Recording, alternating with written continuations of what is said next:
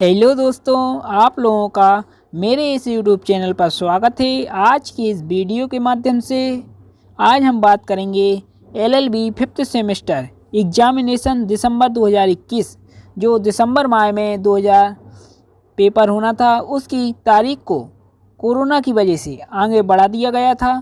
जो पेपर 22 जनवरी 2022 को हुआ।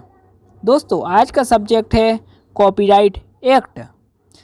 दोस्तों, पेपर 60 नंबर का पूछा जाता है, जिसमें आपको 10 क्वेश्चन दिए हुए होते हैं। 10 में से आपको 5 ही क्वेश्चन करने होते हैं। प्रत्येक क्वेश्चन 12 नंबर का होता है और जो आपको समय दिया जाता है वह 3 घंटे का होता है। दोस्तों, इसमें पहला क्वेश्चन पूछा गया था एग्जाम में, कॉपीराइट को परिभाषित कीजिए, यानी कि प्रतिलिपि अधिकार को परिभाषित कीजिए।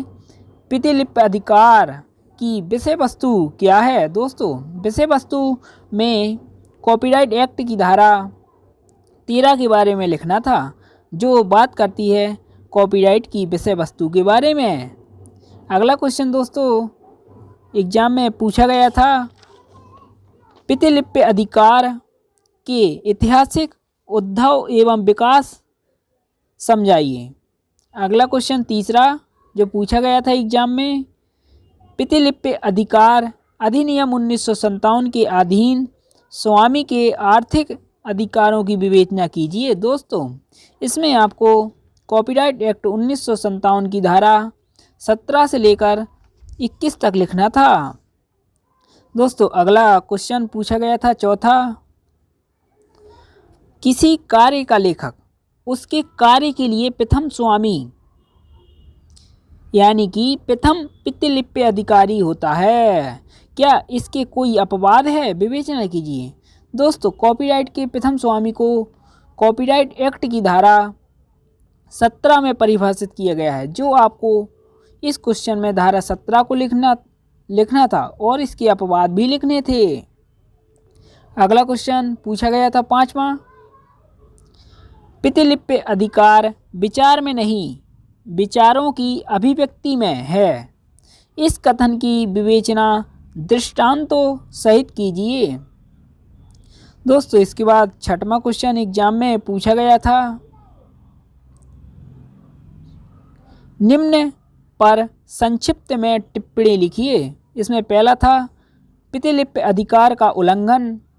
दोस्तों, कॉपीराइट एक्ट यानी कि प्रतिलिपि अधिकार एक्ट 1957 की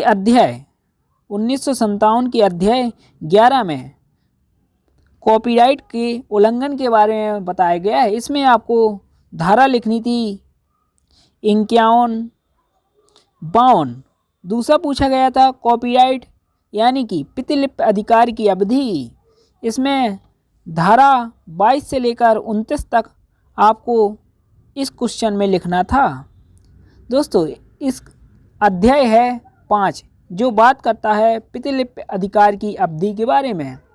इसके बाद अगला क्वेश्चन पूछा गया था सातवां, प्रतिलिपि अधिकार के अंतरण के विभिन्न तरीके कौन कौन से हैं? प्रतिलिपि अधिकार समानुदेशन के तरीकों व साधनों की विवेचना कीजिए। इसमें दोस्तों आपको कॉपीराइट एक्ट का अध्याय जो 4 है उसके बारे में लिखना था। अध्याय 4 कहता है कॉपीराइट का स्वामित्व और स्वामी के अधिकार। इसमें आपको अंतरण के कॉपीराइट के अंतरण, इसमें धारा थी 20 और इसमें आपको धारा 18, 19, 19A और 20 तक इस क्वेश्चन में आपको लिखनी थी। अगला क्वेश्चन दोस्तों एग्जाम में पूछा गया था, पड़ोसी अधिकारों की संकल्पना को समझाइए। पड़ोसी अधिकारों की पहचान प्रदान करने का क्या कारण है? अगला क्वेश्चन 9वां जो एग्जाम में पूछा गया था, निम्न सिद्धांतों को स्पष्ट कीजिए। मौलिकता की संकल्पना जो पहला पूछा गया था। दूसरा पूछा गया था निष्पक्ष व्यवहार का सिद्धांत। अगला क्वेश्चन दोस्तों जो एग्जाम में पूछा गया था 10वां, प्रतिलिपि अधिकारों के उल्लंघन पर उपलब्ध विभिन्न सिविल उपचारों को स्पष्ट कीजिए। इसमें दोस्तों आपको प्रतिलिपि अधिकार एक्ट 1957 की अध्याय 12 के बारे में लिखना था, जो बात करता है सिविल उपचार के बारे में। धारा 54 से लेकर 62 तक सिविल उपचार के बारे में बताया गया है। अगर कोई व्यक्ति कॉपीराइट का उल्लंघन करता है तो उसे किस प्रकार से किसी दूसरे व्यक्ति के विरुद्ध किस प्रकार से उसे उपचार दिया जाएगा। दोस्तों धारा 54 में सिविल उपचार की परिभाषा बताई गई है और धारा 55 में कॉपीराइट के यानी कि प्रतिलिपि अधिकार के उल्लंघन के लिए सिविल उपचार के बारे में बताया गया है और धारा 56 में अलग अलग अधिकारों के संरक्षण के बारे में बताया गया है और धारा 57 में लेखक के विशेष अधिकारों के बारे में बताया गया है। दोस्तों धारा 62 तक इस क्वेश्चन में आपको लिखना था, यानी कि 54 से लेकर 62 तक। दोस्तों अगर वीडियो अच्छा लगा है तो इस वीडियो को अधिक से अधिक लोगों तक शेयर कीजिए। हर स्टूडेंट ला के जो स्टूडेंट है हर बच्चों तक यह वीडियो पहुंचना चाहिए, जिससे आने वाले एग्जाम में आने वाले समय में उन्हें इस क्वेश्चन पेपर से एक नया अंदाज़ा लग सके दोस्तों किस प्रकार के हमारे पेपर में क्वेश्चन पूछे जाते हैं। और आपने अभी तक इस चैनल को सब्सक्राइब नहीं किया है तो सब्सक्राइब कर दीजिए और बेल आइकन भी दबा दीजिए, जिससे आने वाले अगले वीडियो का नोटिफिकेशन आप तक तुरंत पहुंच सके। धन्यवाद दोस्तों।